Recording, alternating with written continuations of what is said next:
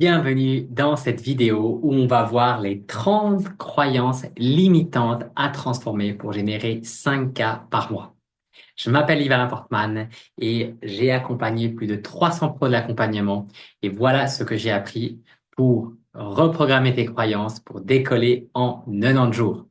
Donc, je me suis rendu compte en fait d'un truc assez frappant.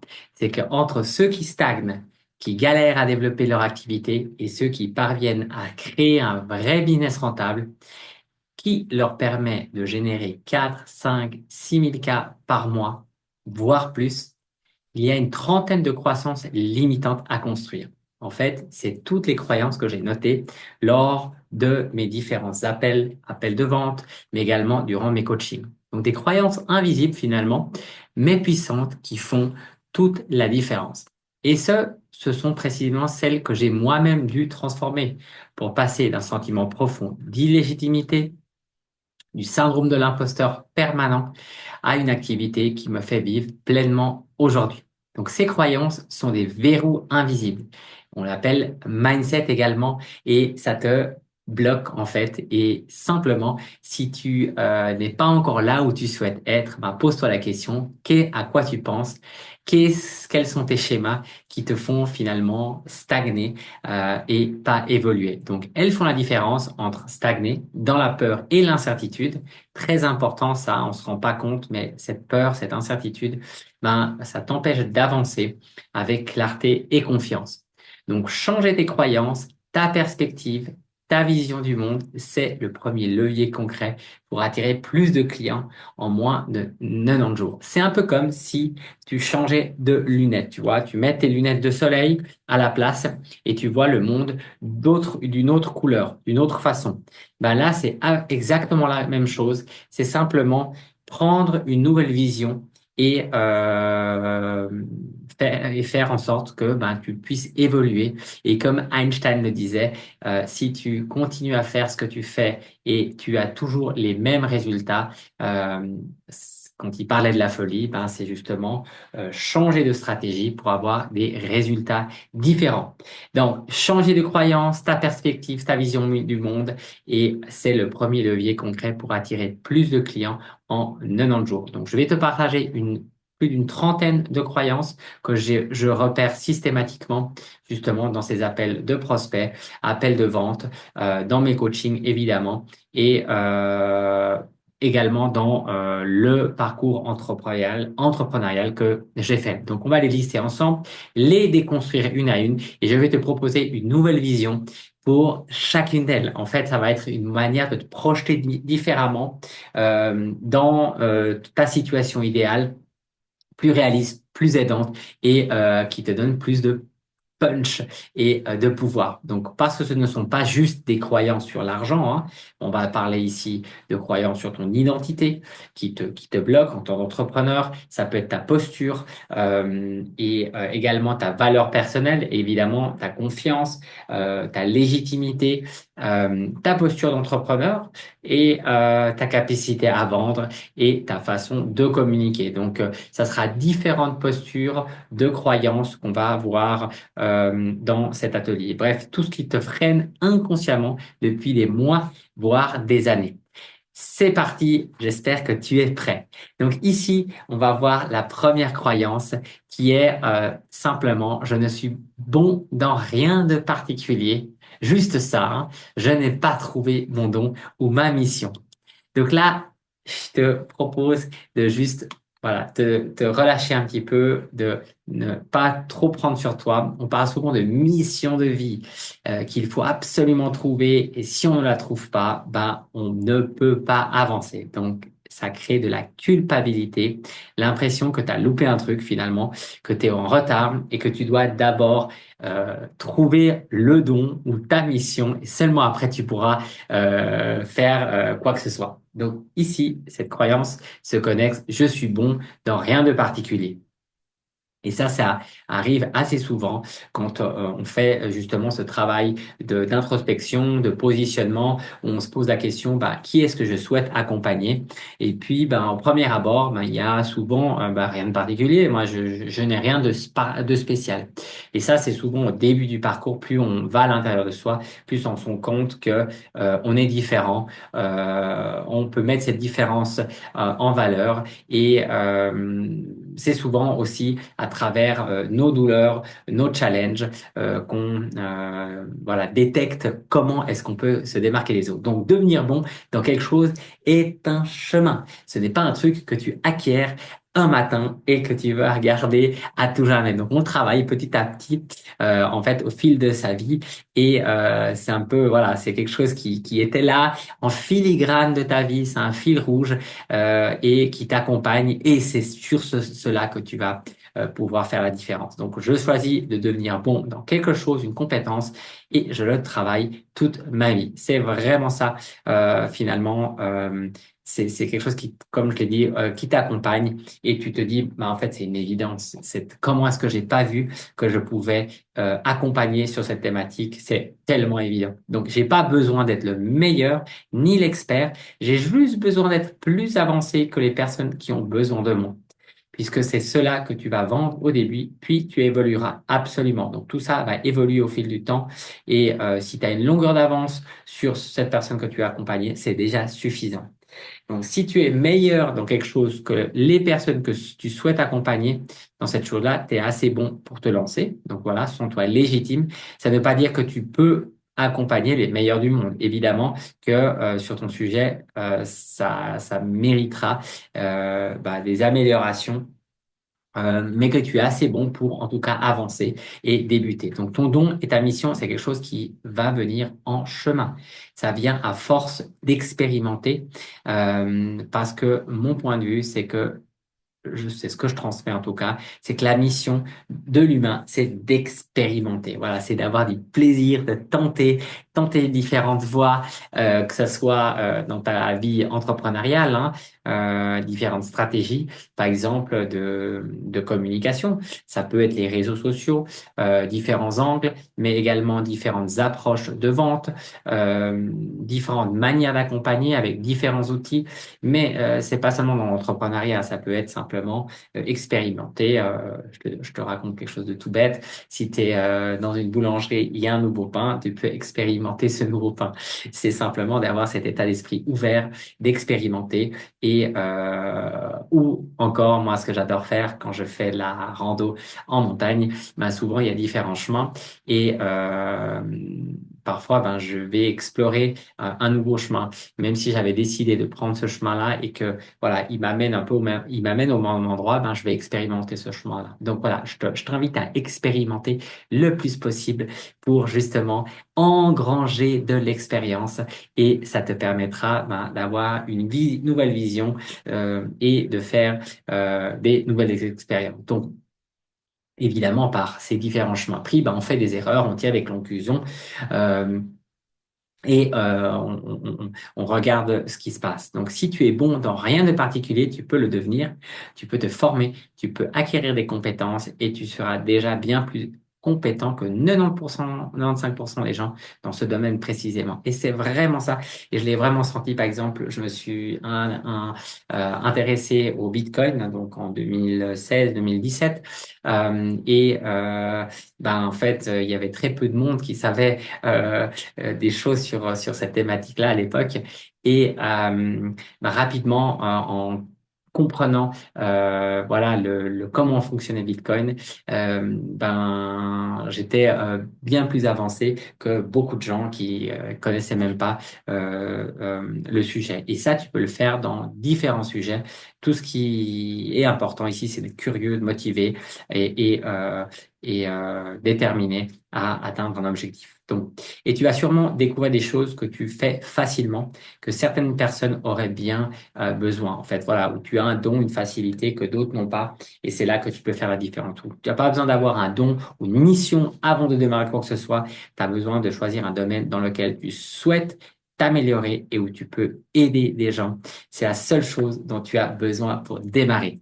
Voilà, donc ça c'est lancé.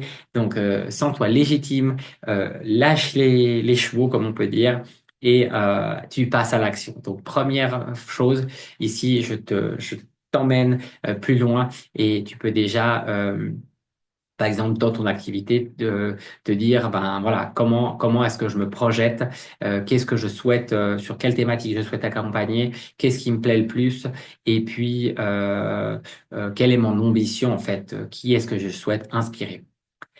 Pour la deuxième croyance, je ne sais pas trouver ma cible. Ça, c'est autre chose aussi là, qui revient très souvent. C'est alors c'est comment tu cherches ta cible et qu'est-ce que tu cherches. Ta cible, ça peut être plusieurs choses. Donc, c'est je décide à qui je souhaite transmettre des choses. Si tu n'arrives pas à prendre cette décision, cela peut être toi il y a 2 ans. Donc, tu as soit l'option où tu as tes compétences et tu dis, bah, j'aimerais les accompagner sur cette thématique-là, ou tu peux dire, bah, écoute, c'est moi il y a 2 ans qui était dans telle et telle situation. Tu peux accompagner ces gens-là. Donc, ton chemin, ton parcours, tes expériences, t'es devenu quoi? T'as appris quoi? Voilà. Tu peux aussi partir sur tes compétences et te demander qui en a besoin. Absolument. Donc ça, c'est les différents chemins que tu peux explorer. Donc décision, toi il y a 2 ans et à partir de tes compétences. Et puis évidemment, bah, tu peux aller sur YouTube, Insta, bref, euh, tu vas refaire des recherches. Qui est-ce qui est déjà dans ce marché-là? Comment ils font? Et voilà, c'est voilà, explorer les différents chemins. Donc, une cible que je connais assez, je sais où la trouver. Si tu ne la connais pas, il faut passer par des recherches. Voilà. Peut-être que tu as déjà un bagage dans un certain domaine et tu souhaites, tu as déjà plus de certitudes. Certains commencent de zéro et doivent passer par cette étape d'investigation. Donc, je ne sais pas trouver ma cible, il n'y a pas de problème. Simplement, tu te poses la question, euh, quelles sont mes compétences sur lesquelles j'aimerais développer mon activité, ou simplement, bah, tu peux te dire aussi, bah, c'était moi il y a 3 ans ou 2 ans, ou voilà le moment qui te correspond. Sans plus attendre, on passe ici à la croyance numéro 3. Je n'ai pas d'offre, je ne suis pas lancé, je ne sais pas quoi faire. Donc ça aussi, bah, ça vient parfois avec une certaine, un certain désespoir. Donc avant de marcher, tu ne savais pas marcher. Et avant de conduire, tu ne savais pas conduire. Voilà, et une offre évolue dans le temps. J'ai fait une supposition, on la teste, on l'améliore. Et puis, on la reteste, puis on continue d'améliorer. Donc voilà, ça c'est bienvenu dans l'entrepreneuriat. Tu testes, il y a des choses qui vont marcher un jour, qui marcheront plus le prochain jour. Et en fait, en modifiant seulement parfois quelques mots, ben, ça donne des résultats totalement différents. Donc ici, au début, ben, simplement, ben, oui, effectivement, hein, tu n'as pas d'offre. Ben, ça, c'est justement le challenge, c'est de prendre le bon mindset, de travailler sur ton positionnement et puis après de créer ton offre. Donc au début, elle doit surtout répondre aux besoins de ta cible, à ses problèmes, aux challenges et croyances. Et elle n'a pas besoin d'être parfaite, mais assez bonne, voilà, pour convertir. Donc ici, on parle de l'offre irrésistible et cette offre-là, on l'a fait suite aux entretiens exploratoires. Donc premièrement, on aligne le bon mindset. C'est ce qu'on travaille, hein. Alignement du bon mindset, premier pilier. Deuxième pilier, on va voir qu'est-ce que les clients attendent par l'entretien exploratoire ou le sondage en profondeur aussi. Puis finalement, on donne l'envie d'acheter à travers une offre irrésistible. Et ça, c'est le troisième pilier, la vente. Et c'est effectivement, bah voilà, ça se travaille et ça vient au fur et à mesure. Donc, t'as aussi relativise ici, c'est tout est OK si tu n'as pas encore ton offre. Donc, une offre se teste à partir d'une idée. Tu n'as pas besoin de rien de plus. C'est une succession d'idées, en fait, qui permettra à ton offre de s'améliorer. Et je te rassure, mon offre a évidemment évolué et elle évoluera encore et je fais des erreurs, mais c'est ce qui te permet d'affiner ton offre, de prendre conscience de certaines choses et des différentes finesses. Et les personnes accompagnées font ces erreurs plus vite, en fait. C'est vraiment ça qui est hyper important. C'est que, voilà, euh, c'est un raccourci pour aller droit au but et pas faire des zigzags et surtout t'épuiser à aller dans la mauvaise direction. Parce que le pire dans tout ça, c'est de pitcher ou de proposer une offre à une mauvaise audience. Et ça, je le vois aussi dans mes accompagnements. On veut aller très très vite au début, mais c'est justement là où on doit aller très très très très lentement et s'assurer en fait qu'on parle à la bonne audience. Parce que si tu parles à la mauvaise audience, ben en fait, tu n'auras pas de vente et donc tu vas t'épuiser rapidement. Donc ça, c'est vraiment un passage clé ici de vraiment s'adresser aux bonnes personnes, savoir qu'est-ce que toi tu veux, t'adresser aux bonnes personnes et finalement avoir une offre qui est irrésistible pour la bonne audience. Donc bien sûr au début aussi c'est pas forcément grave si t'as pas d'offre, c'est simplement là il faut t'exposer, teste-la pour voir si tu as une réponse à ton idée. Donc voilà, ça peut être quelque chose de très succinct que tu vas améliorer au fur et à mesure. J'espère que ça t'aide. On va passer ici maintenant à la quatrième croyance. Je ne peux pas vendre à ce prix. Là aussi, souvent, ce qui se passe, c'est que ce que je vois, c'est que les gens viennent avec un accompagnement à l'unité. Ça veut dire qu'ils accompagnent d'autres personnes avec simplement des séances à l'unité. Et quand je leur dis, bah, écoute, moi, ce que je te propose, c'est une transformation. Tu transformes tes clients, tu trouves un moyen de faire un programme pour que tu puisses accompagner ces gens, bah, pas seulement sur une séance, mais sur 6, 12 séances. Et les personnes souvent disent, mais moi, c'est pas possible que je puisse vendre à 2, 3 000. C'est pas possible. Je vends à 100, 150 la séance. Et donc, pour 10 séances, ça fait 1 200 euros. Comment est-ce que tu justifies de vendre ça à 2 500, 3 000 euros?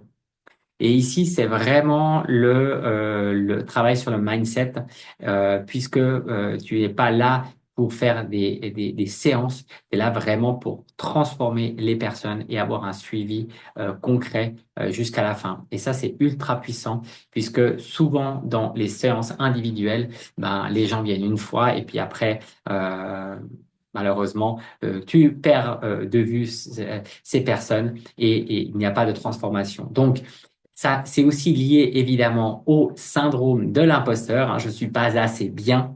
Et ce syndrome de l'imposteur est lié au syndrome du sauveur. Les pauvres qui sont dans la merde.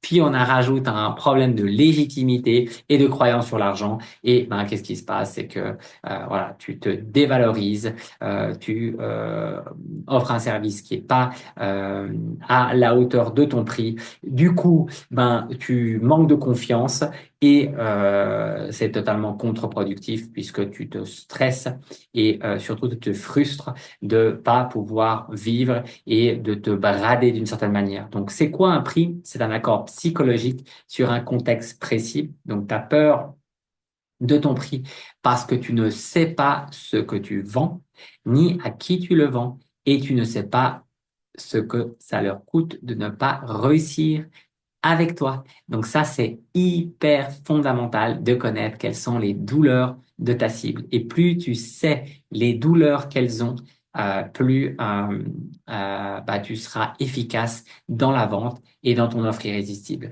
Par exemple, moi, dans les pros de l'accompagnement que j'accompagne, la douleur, c'est qu'ils ont un temps compté. En fait, se lancer dans l'entrepreneuriat, c'est pas que tu peux le tenter durant 10, 15 ans. Tu es obligé de à moins que tu aies évidemment beaucoup d'argent de l'autre côté, mais tu as une fenêtre en fait d'opportunité qui est assez courte.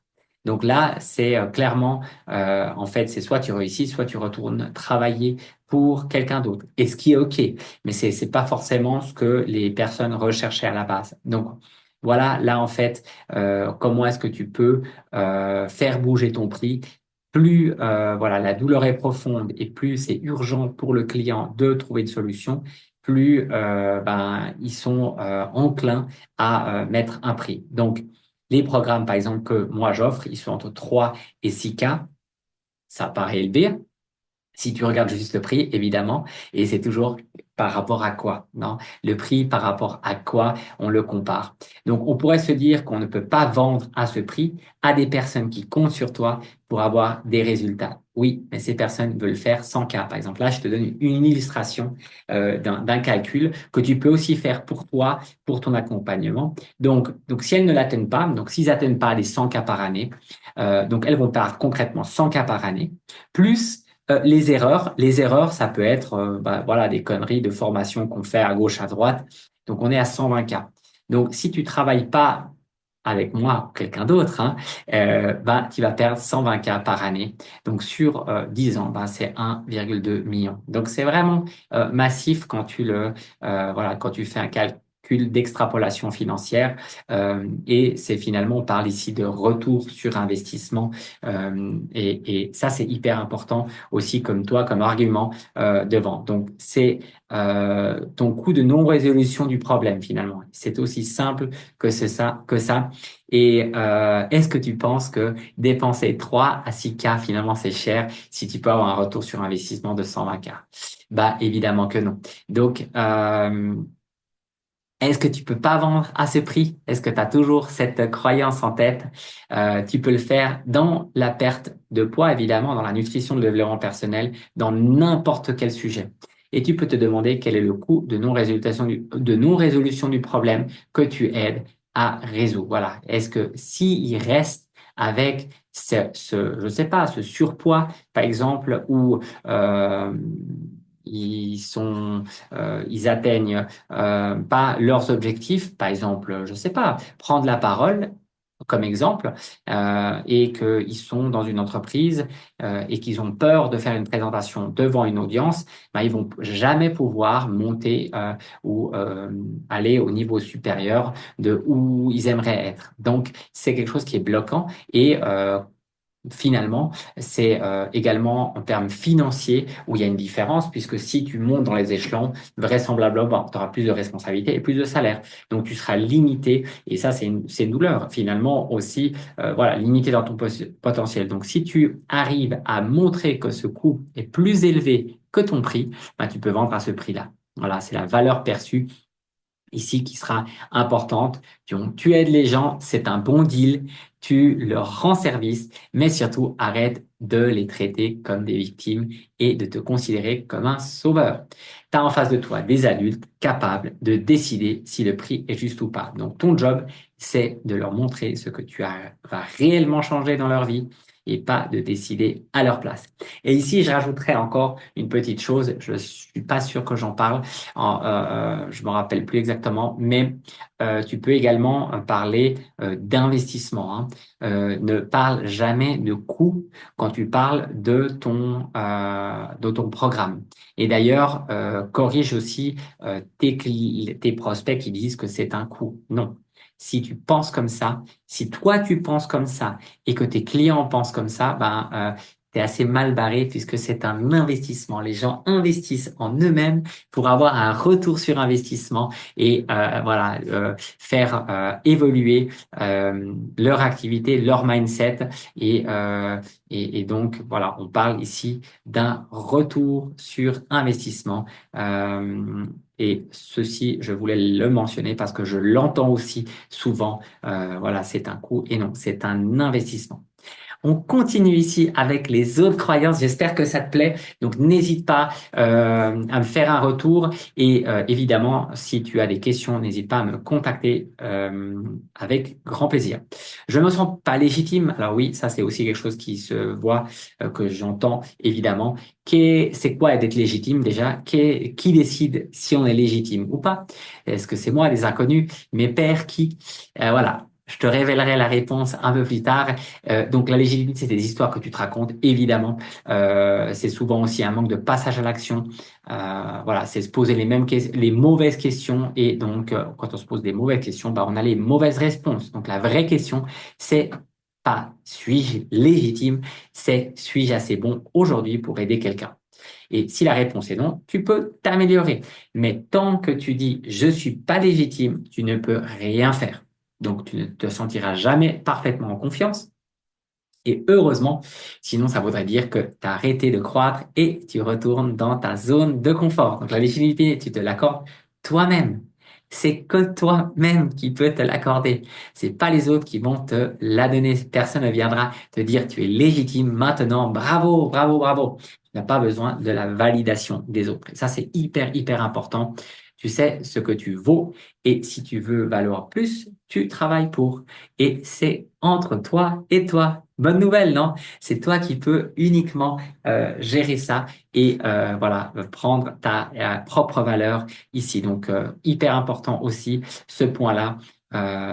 Tu es la seule personne qui peut se valoriser. Donc voilà, j'espère que ça va t'aider ce point-ci aussi. Prochain point, prochaine croyance, je ressens le syndrome de l'imposteur. Alors, c'est quoi ce syndrome? C'est simplement où on se dit on ne mérite pas ce qui nous arrive, on se trouve toujours des excuses.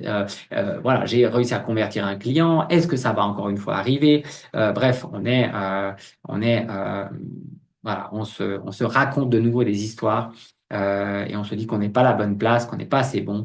Mais si tu ressens ça, bonne nouvelle, c'est que tu viens de passer un palier. Ça veut dire que tu es en train de sortir de ta zone de confort, que tu grandis et que tu traverses un passage chaotique, normal et humain. Et à chaque fois que tu évolues, tu ressens ça, puis tu t'habitues et tu vas de nouveau retrouver ça à ta prochaine évolution, à ton prochain palier. Donc, bienvenue, un entrepreneur aguerri comme débutant est victime de ce syndrome, puisque quand il passe un nouveau palier, ben, il a des nouveaux challenges. Donc, c'est un cycle normal de croissance. Ce n'est pas un signe, tu dois t'arrêter, c'est un signe que tu es en chemin. Donc, bravo, bravo, et continue comme ça. Croyance, pas la croissance, mais la croyance limitante. Hein, on parle évidemment ici de croyances limitantes, j'ai pas besoin de le souligner. Vous avez aussi des croyances aidantes. Hein, les croyances aidantes, ben voilà, ça peut être, je réfléchis à une croyance aidante. Euh, j'ai comme croyance aidante, j'essaie d'en trouver une pour moi là sur le coup. Elle me vient pas. Mais ouais, voilà, bref, pour vous dire qu'il y a des croyances aidantes aussi, et j'en trouverai une d'ici la fin de la présentation. Donc, personne ne me connaît, je suis invisible.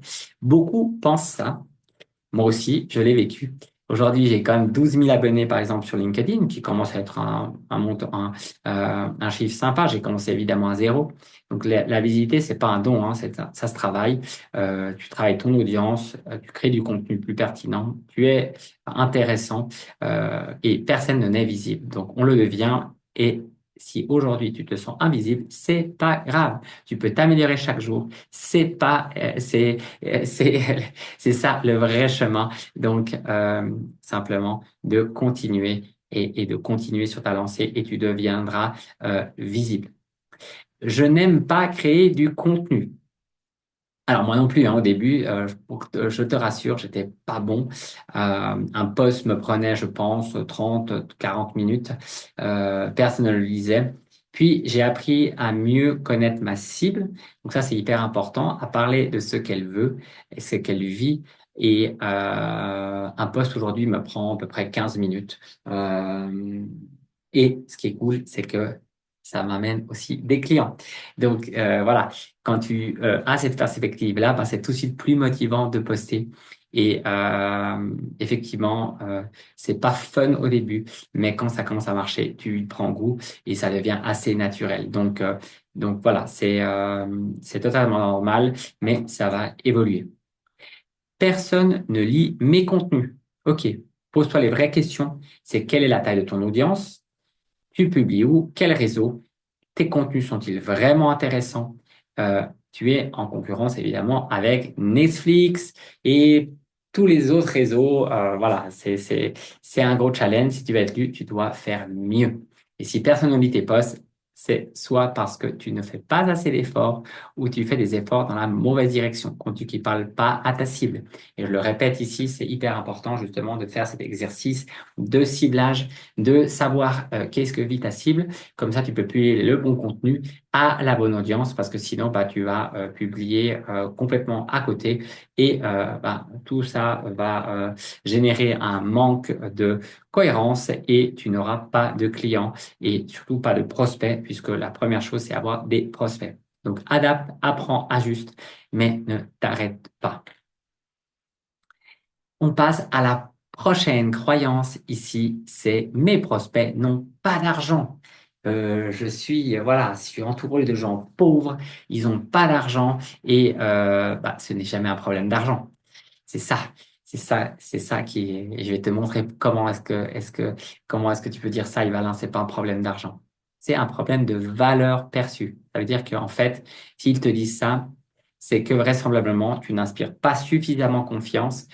Quelqu'un qui voit la valeur de ce que tu proposes, il va chercher l'argent. Je t'assure qu'il va tout faire. Il va vendre sa moto, vendre tout ce qu'il peut pour emprunter et se bouger. Donc, s'il te dit j'ai pas l'argent, c'est qu'il dit en réalité de manière polie, je ne vois pas assez de valeur dans ton offre. Et il te dit salut et il ne reviendra plus. Donc, ceux qui voient la valeur trouvent l'argent. Et voilà ici un exemple où donne-moi 10 000 € et dans 6 mois, tu auras 100 000 €. Voilà, tu vas tout faire, même si tu n'as pas beaucoup d'argent, tu vas faire tout ce qu'il faudra pour te débrouiller, pour avoir ces 10 000 € et faire un x10. Donc, c'est bien la preuve que c'est pas un problème d'argent. Donc, améliorer ton message, ton positionnement, ta manière de vendre et les objections vont tomber. D'ailleurs, les objections, on les travaille dans le programme. Donc, j'accompagne tous les pros de l'accompagnement puisque c'est vraiment clé de pouvoir déceler ces différentes objections. Donc, l'objection, j'ai pas le temps, est-ce que je suis capable, j'ai pas l'argent, je dois demander à mon conjoint. Voilà, ces différentes objections qui challenge tes appels de vente. Prochaine croyance ici qu'on va dégommer, je veux pas vendre ou convaincre. Ça tombe bien, tu ne dois pas. Donc, tu ne dois pas vendre, tu n'as pas à vendre. Tu dois donner l'envie d'acheter à des personnes déjà convaincues. Ton job, c'est bien cibler à qui tu parles, donner de la valeur à mes contenus et créer de la confiance. On est au 21e siècle et la monnaie d'échange, c'est la confiance. Donc, les gens sont super méfiants. Et donc, ici, c'est donner un max de valeur à ton audience pour que celle-ci soit convaincue. Donc, quand ils viennent à toi, tu les aides à prendre une décision, tu ne forces rien, tu guides. La vraie vente, c'est du coaching en prise de décision. C'est ce que j'appelle de la vente, c'est le coaching en prise de décision. C'est que tu as la personne dans un appel et en fait, tu la prends comme ça par les bras ou tu l'encadres et tu lui dis, mais comment, où t'en es? Où tu souhaites aller et comment je peux t'aider. Et voilà, si tu peux l'aider, tu vas lui faire la proposition, évidemment. Si tu sens qu'elle n'est pas encore prête, tu peux lui envoyer des ressources. Et puis parfois, c'est juste pas possible de l'accompagner parce que, par exemple, elle veut pas évoluer. Donc, si une personne n'est pas prête à évoluer, c'est difficile de la coacher. Donc, oublie pas que ton but est de faire ce qui est de mieux pour ton prospect et ton client, numéro un. Ce qui est mieux pour eux est en dehors de la zone de confort. Donc, et le 3, ils vont se battre de toutes leurs forces pour y rester. Donc, ça, c'est hyper important de le savoir, puisque, voilà, tu l'auras dans tes appels, dans tes coachings, dans tes contacts, euh, et ça permettra aussi de challenger cette vision-là. Donc, si tu abordes la vente dans cette optique, tu vas augmenter ton CA. Ce que je fais, c'est te secouer simplement que tu dois changer pour que les résultats changent et que tu fasses avec moi ou que tu fasses ça avec quelqu'un d'autre, c'est pas important, mais voilà, c'est vraiment important d'avoir ces prises de conscience puisque une des premières choses qui fait évoluer ton business, c'est des prises de conscience puisque si tu penses comme tu penses aujourd'hui, c'est que euh,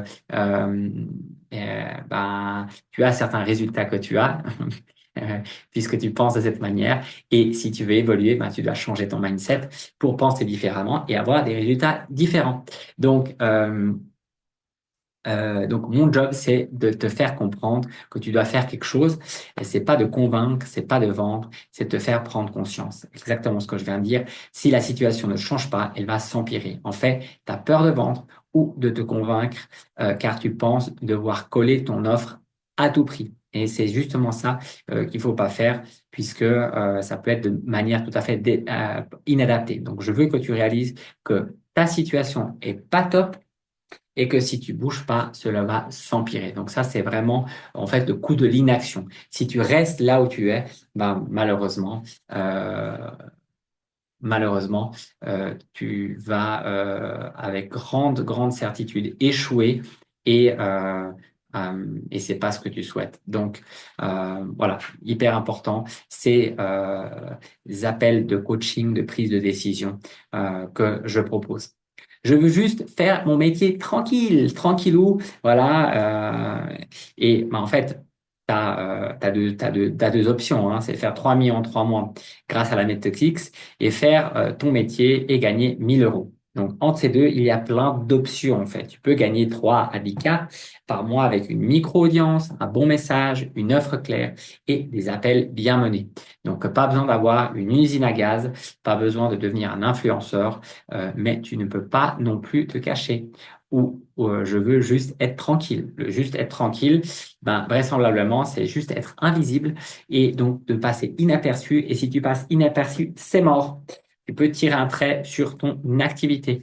Donc, tu vois, tu prends la bonne identité, la bonne casquette. Tu es, à un moment donné, tu es closer parce que tu convertis tes prospects en clients. À un moment donné, tu es plutôt en mode coaching où tu peux avoir la casquette de coach, voire la casquette de mentor et c'est prendre ces différentes identités. Donc, ça, c'est aussi quelque chose qu'on travaille, l'identité de chaque instant. Et puis évidemment, tu as l'identité de papa, de maman, et c'est justement parce qu'il faut avoir dans certaines situations. Donc, prendre la bonne identité, c'est aussi quelque chose de super important. Il faut assumer ta place et ton impact. Croyance numéro 13. J'ai peur de réussir et d'échouer. Peur de réussir. Et si je changeais et si les gens ne me reconnaissaient plus, qu'en penserait ma famille, mes amis? Voilà, qu'est-ce qui se passerait en fait? Et si, qu'est-ce qui, voilà, et si je décevais? Mais échouer fait partie du chemin. Bonne nouvelle. Voilà, échouer, ben, ça peut être tomber par terre et te relever, comme tu l'as fait quand tu as appris à marcher. Ou voilà, quand tu fais des erreurs à l'examen de conduite ou à tes examens, ben, ça fait juste partie du chemin. On fait beaucoup d'erreurs. Moi, j'en ai fait des tonnes. Je vais encore en faire. Mais en fait, c'est la somme des erreurs qui fait ton succès. Donc, tu as appris à marcher en tombant. Tu n'as pas arrêté pour autant. Et tu surestimes ce que les gens pensent de toi. Les gens, ils s'en foutent. Ils pensent sur toi, eux. Donc, fais-toi confiance, avance et accepte les hauts et les bas. Simplement. 14. J'ai peur de me tromper. Et alors, qui ne se trompe pas, hein, c'est un petit peu comme avant. Et qui es-tu pour croire que tu es parfait? Comment, hein? Je veux dire, qui es-tu, quoi? Tu peux te tromper et dire un truc aujourd'hui et le corriger demain. Ça, c'est les joies des réseaux sociaux. Tout le monde s'en fout, tout le monde oublie rapidement, donc personne ne t'en voudra. Tu surestimes ce que les gens pensent de toi ou l'intérêt qu'ils ont pour toi. Les gens, ils pensent à eux, je le répète. Voilà, ils vont pas s'intéresser à toi. Donc c'est les gens t'oublient vite sur les réseaux. Tu peux dire des choses différentes en quelques jours. Une erreur, c'est pas grave, t'en feras plein. Donc le monde oublie vite et toi, tu continues d'avancer. Voilà. Très important, on avance pour la croyance numéro 15. J'espère que ça te plaît. N'hésite pas à commenter, me commenter qu'est-ce que tu penses de cette vidéo. Est-ce qu'elle t'aide? Et si tu souhaites me contacter, c'est avec grand plaisir. Qu'est-ce que les gens vont penser de moi? Qu'est-ce qu'ils vont penser de moi? Ta famille, tes amis, ils t'aiment, ils jugent pas. Et les autres, on s'en fout. De nouveau, qu'est-ce que tu en as à faire que les inconnus pensent de toi? Tu vois, ça ne t'intéresse pas. Je veux dire, ok, tu peux dire ok, merci beaucoup et tu passes à autre chose. Tu as une vision claire, tu sais où tu vas. Et surtout, bah, ne t'arrête pas, même si parfois ça peut être très extrême, hein, te sentir agressé, voilà. Mais tu peux toujours bannir ces gens, les exclure de ta communauté. Donc, ce qui compte, c'est que toi, qu'est-ce que tu penses de toi et de toi-même? Alors ça, on travaille aussi la légitimité, la confiance en soi. Et ce que les autres pensent de toi, c'est du bruit.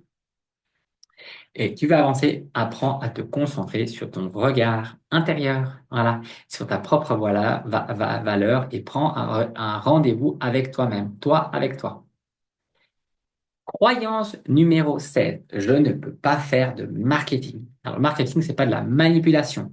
Le marketing, c'est être découvert par des gens qui ont besoin de toi, créer de la relation et de la confiance. Et si je peux les aider, c'est de le dire simplement. Donc, c'est un cercle énergétique. Tu parles de ton message, de ton énergie, de ton amour. Tu aides des gens à te découvrir et à créer de la confiance. Ils connectent, se reconnaissent, tu leur proposes une transformation, tu reçois en retour argent, reconnaissance, impact. Si ce cercle ne tourne pas, il y a une fuite quelque part. Le marketing, c'est juste être vu, compris et choisi. Donc, j'espère que cette approche t'aide et te permet voilà, d'avoir une vision un peu différente. Mais c'est le cercle un peu vertueux du marketing et pas besoin de faire du marketing dur, de la vente dure. Pas du tout, c'est juste un alignement qui se fait entre qu'est-ce que toi tu veux, qu'est-ce que tes clients veulent et faire une offre qui matche leurs besoins. Croyance numéro 17, je ne peux pas investir en moi.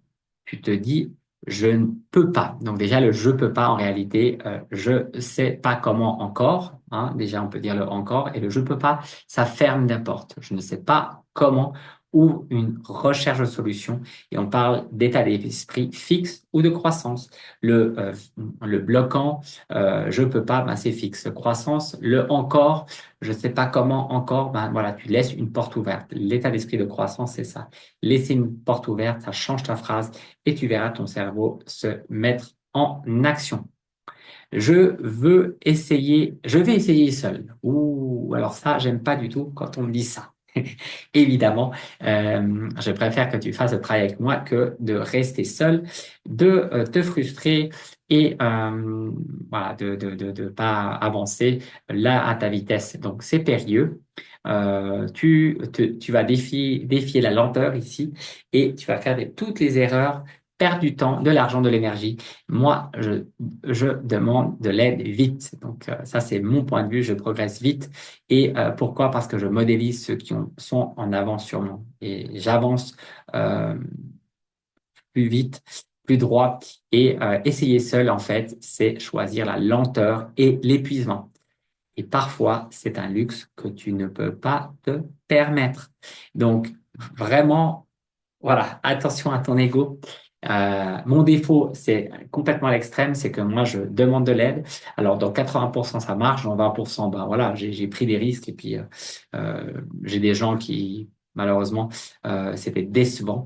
Mais ça me permet de m'inspirer, de prendre, voilà, des contenus que j'adapte à ma clientèle et c'est simplement modéliser ce que font les autres et l'adapter à les douleurs de mes clients, à leurs croyances. Et imagine un type qui fait ça depuis 10 ans, il a 10 ans d'avance. Est-ce que ça serait pas cool de le modéliser, de prendre son accompagnement et d'accélérer ton avancement et de pas faire les erreurs qu'il a faites? S'il est crédible, moi, je n'hésiterai même pas pour aller droit au but. Donc, moi, pas content quand j'entends je vais tenter seul.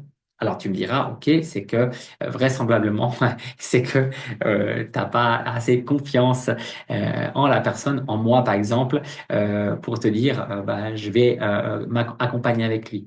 Et évidemment, donc là, on travaille là-dessus aussi. Et essayer seul, c'est la garantie de le faire doucement et de faire toutes les conneries possibles et imaginables. C'est extrêmement frustrant de le faire doucement et avec des erreurs qui hypothèquent ton avancement. Donc ça, c'est hyper important. Et là, euh, bah, malheureusement, les gens laissent passer quelques mois. Le temps file tellement vite. Ils font toutes les erreurs possibles. Ils n'avancent plus. Après, ils partent dans tous les sens. Ils font différentes cibles. Ils voient que ça marche pas, alors ils font d'autres réseaux. Ils ont aucune stratégie. Ils s'épuisent. Et puis, ben voilà, ils ont cramé leurs économies. Parce qu'en plus, après, ben, qu'est-ce qu'ils font? Ben, ils se disent, ben, je suis pas formé en ça. Donc, ils reprennent une nouvelle formation. Ils retardent leur leur lancement. Et du coup, ben, le temps presse. Alors après, ils se disent, il faut que je prenne encore un 50% pour subvenir ben, à mes besoins. Et puis ben, là, justement, l'énergie baisse. Et puis, ce qui fait que tu te disperses et tu abandonnes. Donc attention, quand je dis demander de l'aide, c'est pas forcément un coach, hein, ça peut être un ami, un livre, par exemple, et aller à des conférences. J'ai été déçu, donc je n'ose plus. Alors ça arrive aussi hein, d'être un petit peu en guillemets cramé, puisque voilà, tu as eu une mauvaise expérience, tu t'es fait avoir, ok, c'est arrivé à tout le monde, hein, mais ça ne veut pas dire que tous les choix futurs seront mauvais. Donc tu peux dire, j'ai appris, je ferai plus attention, ou je me protège de tout pour ne plus jamais être déçu. Voilà. Donc, en fait, tu peux, évidemment, tu seras plus jamais déçu, mais tu feras rien. Donc, ne laisse pas une erreur définir les 10 prochaines années de ta vie. Ça, c'est aussi hyper important. Ce n'est pas le bon moment, je n'ai pas le temps. Alors, ça, je le vois aussi, hein. Ben, je vais me lancer en mars 2026. Et puis, oui, ben, je commencerai à me poser les questions en septembre 2025. Bah écoute, ça sera déjà un peu tard. Plus tu commences tôt par ta réflexion, plus tu anticiperas des choses dont tu n'as même pas idée. En fait, ce qui se passe, c'est que tu n'as pas conscience du niveau. Au début, et on est à des niveaux de conscience de là où on est en fait. Et plus on avance, on a des niveaux de conscience différents. Et moi, où je suis aujourd'hui, j'ai des niveaux de conscience que je connais à mon niveau, mais il me manque, je suis encore en manque de conscience de mon prochain niveau. Donc, en fait, tu ne lances pas une fusée, tu lances ton activité. Donc, il n'y a pas de bon moment. Le bon moment, c'était hier. Le meilleur moment, c'est aujourd'hui et maintenant. Et tu ne dis pas, tu dis, je n'ai pas le temps, ok? Donc, supprime Instagram sur ton téléphone et tu verras que tu auras pas mal de temps. Donc, en vrai, tu ne prends pas le temps, tu n'as pas posé d'intention claire, alors tu t'éparpilles. Et c'est ça qui est en fait contre-productif. Pose ton intention, agis et tu verras comme le temps s'ouvre à toi. Tu deviens laser et focus. Et ça, on travaille aussi évidemment avec son pourquoi de là où tu veux aller. Prochaine croyance, je n'ai pas d'argent. Donc déjà, je n'ai pas d'argent. Affirmation négative et définitive. Tu fermes la porte pour toujours. Alternative, je cherche comment on pourrait faire. Pour muscler ton esprit, répète chaque jour des affirmations positives, des mantras. Il y en a qui existent sur Internet. Tu peux en prendre. C'est un entraînement mental aussi important qu'un entraînement physique pour un sportif. Donc ça peut être voilà simplement quand tu te lèves le matin, peut-être quand tu as une victoire, ça peut être aussi un ancrage hein, d'un état positif qui te permet d'être bon dans un appel de vente, avant un coaching par exemple. Prochaine croyance, comment je peux être sûr que est-ce que qu'est-ce qui me garantit finalement que ça va marcher? Ben, en fait, il n'y a pas de garantie. Rien n'est garanti dans la vie. Et en fait, c'est cool qu'il n'y a pas de garantie. Donc, ni en mariage, ni en cuisine, ni en voiture. La vraie question, c'est comment je navigue dans l'inconfort. Voilà, c'est ça. Ne rien faire égale 100% de risque de rester bloqué. Passe à l'action, bah, tu as 10-20% de risque d'échec. Comme je le dis tout à l'heure, 80% moi de mes accompagnements que j'ai pris, j'étais content. Mais il y en a 20% qui étaient vraiment nuls. Et bah, ça fait partie de l'expérience et ça me permet d'être là où je suis aujourd'hui et éviter aussi bah, les prochaines erreurs de mauvais accompagnement et puis moi de les mettre aussi en pratique dans mon accompagnement. Donc c'est une question d'arbitrage du risque. C'est tout ça et c'est la vie, c'est l'arbitrage de sa vie, du risque et des opportunités. Donc, qu'est-ce qui est le moins et le plus risqué par rapport à ce que tu veux atteindre? La matrice des risques. 23e croyance ici qu'on dégomme. J'ai déjà essayé, ça ne marche pas parce que papa. Donc, tu as vraiment tout essayé de la bonne manière. Combien de fois? Voilà, des fois, je pose cette question, puis en fait, Tous les clients. Tu as combien de clients? C'est trois clients. Il y a des gens qui m'ont insulté. Des gens, combien de gens? Deux personnes. Sur combien de personnes que tu as dans ton réseau? Donc, tu vois, relativise, en fait, parfois, voilà, on généralise ces propos-là et du coup, c'est très contre-productif pour son mental. Donc, quand tu as appris à marcher, t'as pas dit ça marche pas, en fait. Après, de suite, donc ton mindset est dicté par ton paradigme. Ce que tu crois devient ta réalité. Croyance 24. Oui, mais moi, je suis différent. Pour moi, c'est totalement différent. C'est pas forcément comme ça. Voilà. Donc là, en fait, ce qui s'est en train de passer, c'est que tu confonds ton unicité avec des problèmes du business, en fait. Donc, tes problématiques, je les vois, voilà, plusieurs fois par semaine. Elles ne sont pas uniques, hein. Donc ici, on parle de posture. Tu dis oui, mais tu n'es pas dans une posture de croissance. En fait, quand tu dis le oui, mais, donc tu n'es pas coachable, déjà de un. Donc ça, c'est aussi important, hein. Quand vous voyez des personnes dans vos appels dire ou dans vos coachings dire oui, mais, déjà un, posez-leur la question, est-ce qu'ils sont prêts à faire des efforts? Et est-ce qu'ils sont prêts à changer, en fait? Et ça, c'est fondamental parce qu'en fait, tant qu'ils pensent pareil, bah, ils vont continuer à faire pareil et ça va être très difficile pour qu'ils aient des résultats et que toi, tu aies des résultats avec eux. Donc, le oui mais, en fait, c'est un non. C'est un non et ça annule ce qui précède. Donc, préfère le oui et. Le oui et. Le vocabulaire est très, très important. Le oui et. Le oui mais non.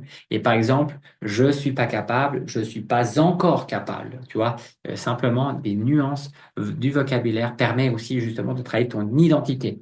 Cela ouvre à la discussion, à l'évolution. Donc le monde est un miroir.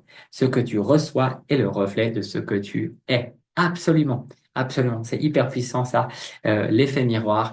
Euh, et euh, donc voilà, je t'invite simplement à faire attention à ton vocabulaire et à ta posture. Prochaine croyance, l'inconfort, est égal à la monnaie, le chaos est égal à la croissance. Alors ici, on fait référence simplement en fait, à l'évolution du passage de ta zone de confort à ta zone de chaos. Donc, le confort est une monnaie d'échange, hein, finalement. Tu peux l'échanger contre de la croissance. Et tu peux sacrifier un confort présent pour un confort futur plus grand. Donc, ça, c'est ce qu'on cherche finalement, hein, c'est que bah, tu augmentes ton confort dans le futur pour, évidemment, à court terme, une zone d'inconfort. Bah, il n'y a pas de miracle, hein. Si tu veux évoluer, évidemment, il y aura une zone d'inconfort. Donc, le chaos fait partie intégrante de l'équation de la croissance. Donc, le chaos est totalement normal. Croyance 26, acquérir le mindset de l'argent. Donc ici, l'argent, voilà, dis-toi que l'argent est nécessaire, accueille cet argent avec bienveillance, comprendre comment il fonctionne, essaye de apprendre à te servir avec respect de l'argent. L'argent est utile, il est précieux, et comme l'eau ou l'essence. Donc, et si tu te dis que tu en veux, bah, commence par le respecter. Voilà, c'est super important. Et euh, c'est évidemment un moyen d'échange, mais c'est un moyen d'investir et euh, de générer de l'argent par de l'argent grâce à ce que tu crées. Bah, tu crées de la valeur et l'argent que tu reçois, c'est une contribution que tu peux, toi, continuer à investir et surtout bah, à investir en tes enfants, par exemple, en toi-même et à faire améliorer le monde dans lequel tu vis. Donc, ici, c'est justement aussi avoir ce changement de mindset par rapport à l'argent qui est aussi important puisque il y a aussi des blocages. Euh, pour faire évoluer ton activité si tu penses d'une certaine manière par rapport à l'argent. Demander et recevoir. Donc, si tu ne reçois pas, c'est souvent parce que tu ne demandes pas. Et ici, demander, c'est faire preuve de vulnérabilité, hein. Donc, c'est dire, voici qui suis-je sans savoir comment l'autre va réagir. Voilà, tu es vulnérable, tu t'ouvres. Ça permet justement détendre l'atmosphère, hein, quand les gens se livrent d'une certaine manière, ça permet de se rendre compte que chacun a ses challenges. Donc la pire des choses qui puisse arriver, c'est on te dit non en fait, ou quand tu demandes. Euh, Évidemment que ton ego souffre un peu, mais il ne se passe rien finalement. Donc c'est hyper important, par exemple dans les appels de vente, hein, simplement poser la question. Plus c'est clair pour toi, plus ça va être clair pour ton client, et plus tu ne poses pas la question, plus ça sera ambigu. Et surtout, par exemple dans un appel de vente, le pire c'est de ne pas avoir posé la question parce que tu ne pourras plus la poser par la suite. Si l'appel se clôt et ton client ton prospect ne sera pas client, vraisemblablement, ça sera très dur de récupérer le client. Donc ici, vraiment, pose la question, apprends à demander, tu apprendras à recevoir et surtout, moi, j'ai une croyance, en fait, que et ça peut être une croyance aidante, hein. Je pensais pas à celle-ci, mais que chacun autour de soi euh, a quelque chose à te donner en fait. Et ça peut peut-être t'aider justement à poser la question autour de toi, même si tu es à la caisse d'un supermarché, mais qui sait, peut-être que tu es à côté de quelqu'un qui a un don particulier, qui est célèbre ou qui peut t'aider dans un contexte particulier. Donc n'hésite pas à parler aux gens autour de toi, créer des liens parce que moi j'ai toujours l'espoir et ce que je dis aussi à mes enfants, voilà, peut-être que une communication de 2-3 minutes peut déboucher sur un truc que tu n'imaginais même pas. Voilà, sois ouvert n'hésite pas, et n'aie pas peur en fait de rentrer en contact. Donc si tu demandes pas, tu ne recevras pas. Et c'est ça. Et ose, car sinon c'est une opportunité perdue, c'est ça. Et tu peux potentiellement t'en mordre les doigts. Et qui peut te passer au pire? Voilà. Finalement, au pire, c'est que la personne te dit non, ça m'intéresse pas, ou elle te fait un vent en fait, elle ne te répond pas. Continuons ici avec la croyance. Comment pensent ceux qui ont ce que tu veux? Intéressant, non? Intéressant, je dirais. En fait, ils ont un mindset que toi, tu n'as pas. Si on compare Elon Musk, il a un mindset, même s'il peut être très critiqué, il est quand même hyper visionnaire. Voilà, lui, c'est la Lune, c'est les autres galaxies, c'est envoyer des fusées. Voilà, c'est vraiment qu'est-ce qu'il a de si différent. Qu'on l'aime ou l'aime pas, hein, c'est pas le débat ici. Mais voilà, s'il pense de cette manière, c'est que s'il a des résultats, il a créé Tesla, il a développé cette entreprise, il était visionnaire. Et donc, il a une forme de mindset sur lequel tu peux t'inspirer. C'est simplement prendre ce qui est inspirant de chacun, en fait, hein. Il y a tout le monde a des positifs et des négatifs. Il faut surtout prendre ce qu'il y a de positif chez les gens. Donc, pose-toi la question, quelles sont leurs croyances internes et comment pensent-ils? Et que pourrais-tu modéliser? Très important, la modélisation, c'est simplement t'inspirer par exemple, ça peut être au sport, hein, Roger Federer, ou d'un joueur de tennis, tu peux prendre, modéliser son service, comment il se sert. Et là, dans l'entrepreneuriat, c'est exactement la même chose. Tu modélises ce que fait un entrepreneur. Quelle est sa stratégie? Ça peut être son positionnement. Où est-ce qu'il est présent? Donc voilà, profite vraiment de modéliser les personnes qui t'inspirent. Donc, tu ne deviens pas eux, mais tu adoptes une façon différente de penser. Donc, tu achètes un mentor, non pour son contenu, mais pour absorber sa carte du monde. Donc, c'est ça aussi, hein, prendre quelqu'un que tu as investi en lui, justement pour, waouh, il pense de cette manière. C'est quand même incroyable. Je n'y pensais pas comme ça et ça te permet de gagner énormément de temps. Et surtout, faire péter tes propres croyances. 29, mantra de reprogrammation mentale. Voilà, ça c'est aussi important. Donc, je suis nul par je m'améliore chaque jour. Je n'y arrive pas, je vais trouver comment je vais y arriver. Je suis capable, je suis légitime, je mérite, je cherche, je demande. Voilà, ça c'est très important. Comme j'ai déjà dit avant, le vocabulaire et on reprogramme son mental pour avoir la bonne attitude, la bonne posture.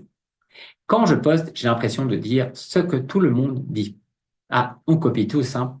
Évidemment, oui, évidemment, il y a des choses qu'on peut inventer, mais la plupart du temps, c'est qu'on n'invente pas grand-chose.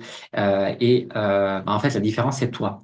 Donc, les gens achètent ta posture, ton énergie, pas juste des mots, mais même s'ils le font, et même s'ils le font, et la forme est unique. Ta forme est unique.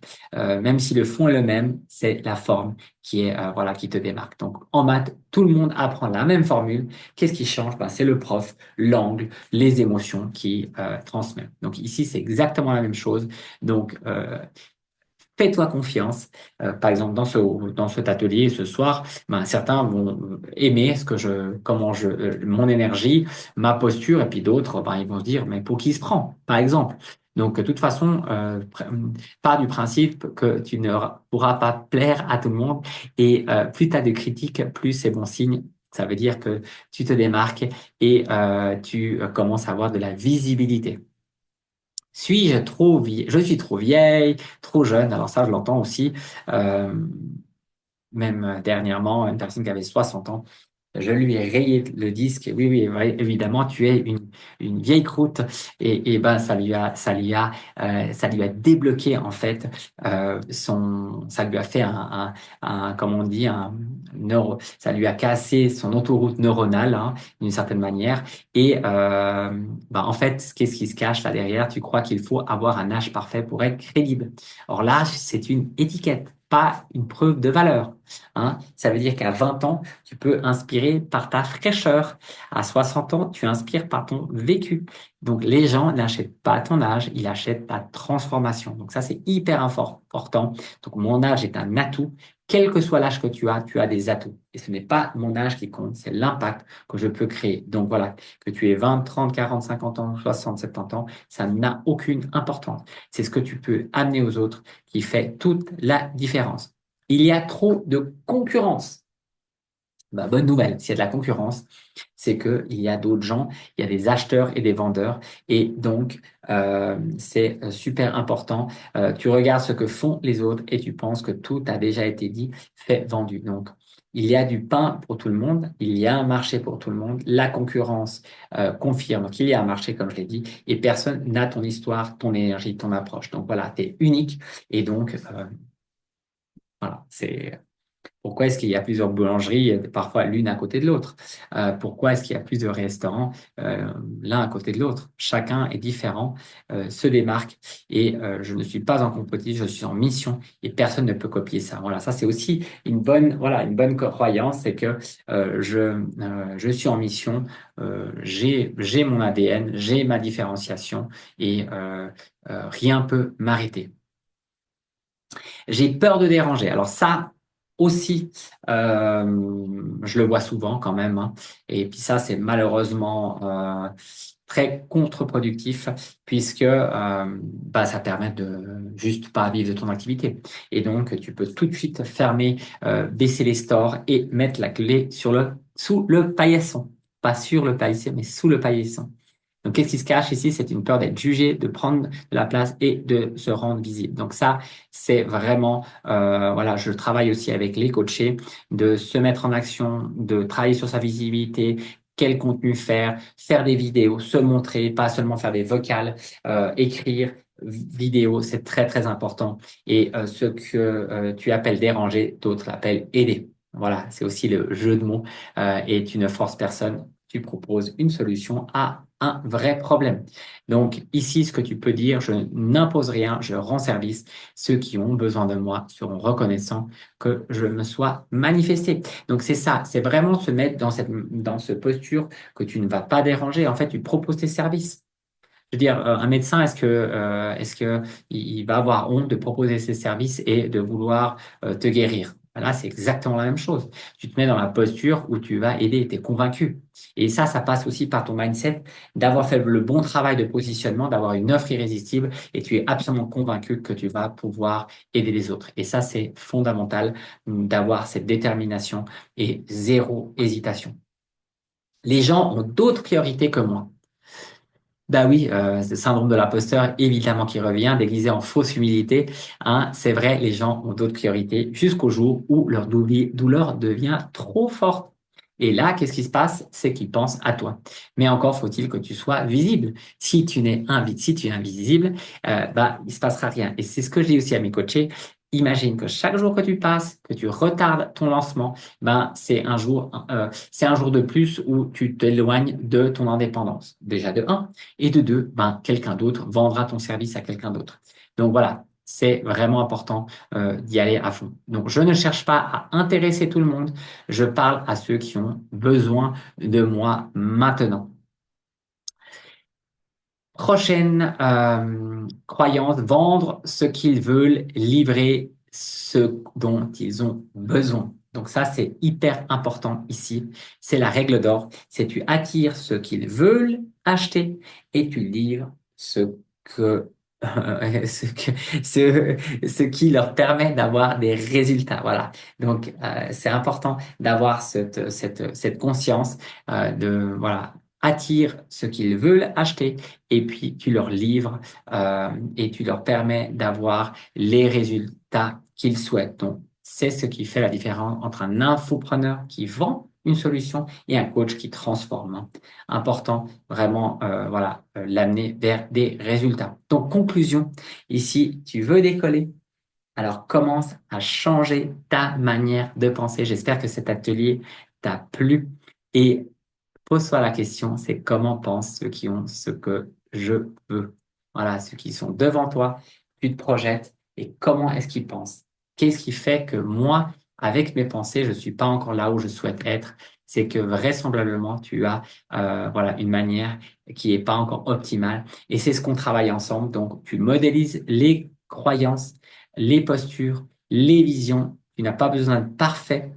Tu as besoin de te mettre en mouvement et tout ce que tu veux est de l'autre côté de tes pensées limitantes. Et chaque pensée que tu choisis renforce ton identité, qu'elle soit limitante ou aidante. Et c'est ça super important, justement, de prendre cette conscience et de travailler sur ces croyances. Alors, choisis tes pensées qui t'élèvent, pas celles qui te maintiennent au sol. Et toutes ces croyances font la différence entre les personnes qui vont stagner et celles qui vont réussir à développer leur activité en transcendant leurs croyances et être pleinement épanouis. Donc, c'est vraiment voilà, faire quelque chose qui t'inspire au quotidien et bien gagner ta vie en faisant cette activité qui te tient à cœur. Donc, tout ce travail vaut la peine car tu vas être rempli de fierté et tu vas inspirer du même coup tes enfants, tes amis et ton entourage. Donc, si tu souhaites